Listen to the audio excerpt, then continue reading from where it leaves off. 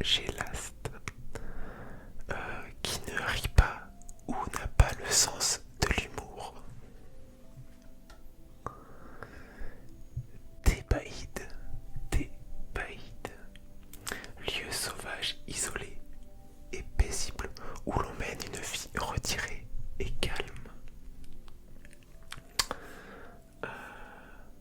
Brande. Alors, c'est de la bruyère, des terrains incultes, des feux de brande par exemple, ou une clôture en brande. Voilà, donc c'est des petits arbustes en fait, hein, de la bruyère, des fougères, des petits arbustes. Alors, de la violine. Avec ce nom-là, on peut vite comprendre un peu le sens. Donc c'est un violet pourpre. Voilà, on peut dire une étoffe, une robe ou de la soie violine, par exemple. Codé, codé, pourvu d'une queue. Donc voilà, ça peut être une petite créature, une étoile, voilà, qui est pourvue d'une queue.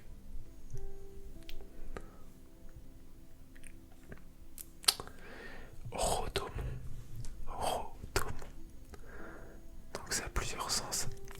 C'est un personnage fanfaron et hautain qui se vante de prétendus actes de bravoure.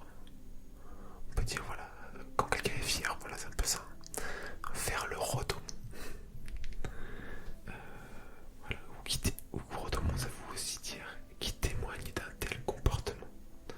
Je vais vous lire pour un petit exemple écrit. Le style Rhodomon de Barbet d'Aurevilly me fait penser à ces enfants qui se font des moustaches avec du bouchon. Un peu étrange cette phrase. Alors, pilou. Pilou. Alors, c'est un tissu de coton duveté d'aspect pelucheux. On peut dire une chemise ou une jupe de pilou par exemple. Libation. Libation. Alors, c'est un acte qui consiste à répandre un liquide, du vin, de l'huile, etc., à l'intention d'une divinité. Voilà. Offrir une libation, par exemple.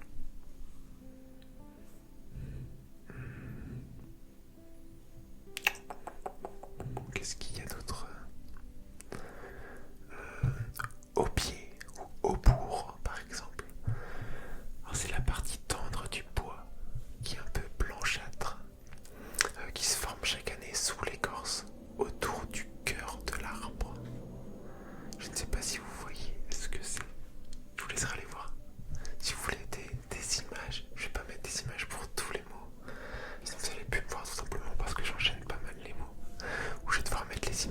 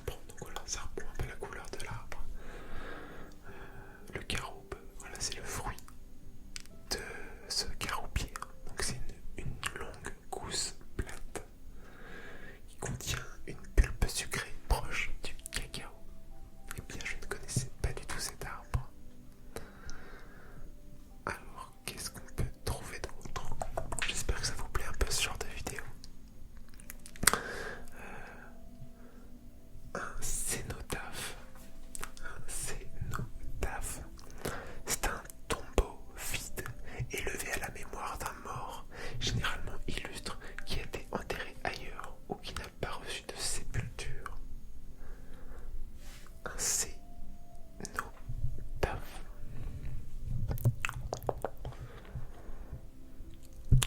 Une astérie. Une astérie. C'est une étoile de mer ou une étoile lumineuse observée par réflexion de la lumière sur certains cristaux. Beaupré. Beaupré. C'est un mât qui est placé plus ou moins horizontalement à la proue d'un bâtiment à voile. Je ne sais pas si vous voyez parfois les bateaux, ils ont un mât, donc le mât qui est penché comme ça, un peu à l'horizontale au bout du bateau. Brouillir, brouillir, ça veut dire brûler, dessécher. En parlant par exemple, du soleil sur les plantes qui sont gelées. Voilà.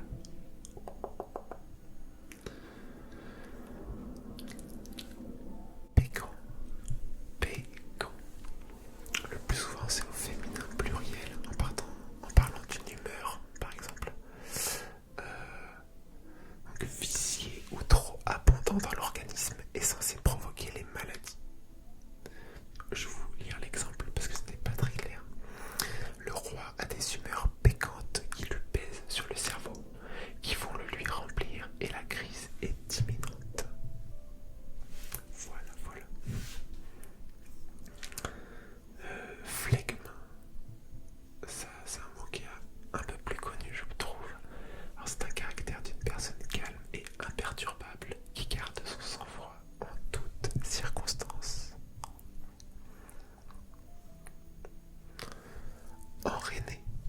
Enrainé.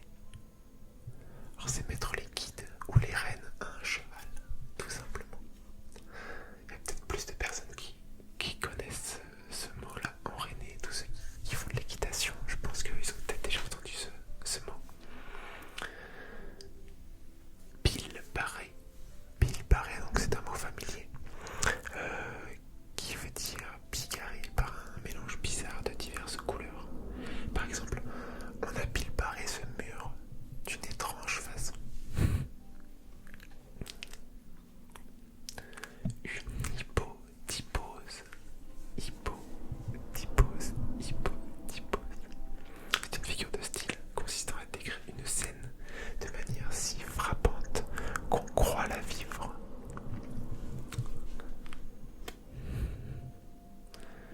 Quetzal. Quetzal.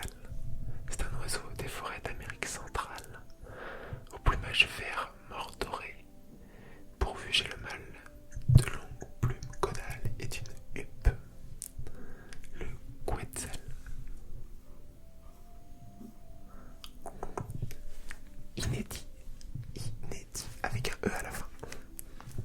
Privation absolue de toute nourriture, liquide ou solide, généralement pour des motivations d'ordre religieux ou mystique.